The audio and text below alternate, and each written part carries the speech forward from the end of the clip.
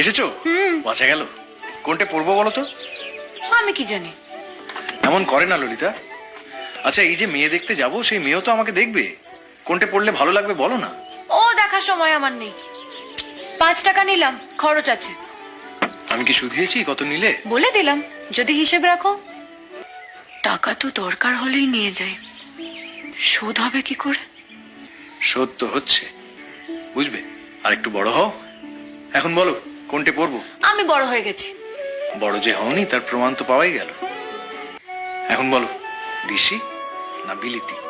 বুঝিয়ে বলো। আচ্ছা, আমি কি বউ দেখতে যাব না? কোনটা পড়বো বলো। আমার বউয়ের যেটা পছন্দ পড়ো না। কোনটা পছন্দ হবে? আমি কি জানি। তবে দেশি থাকতে বিলিতি কেন? এতে যে আমায় বেশি স্মার্ট লাগে।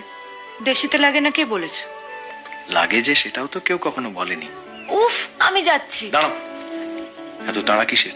সে আছে। আচ্ছা থাক, অত বকবকানি শুনতে হলে আর বউ দেখতে যাওয়াই হবে। তা যাও না বউ দেখতে, আমাকে বকিয়ে মারছো কেন?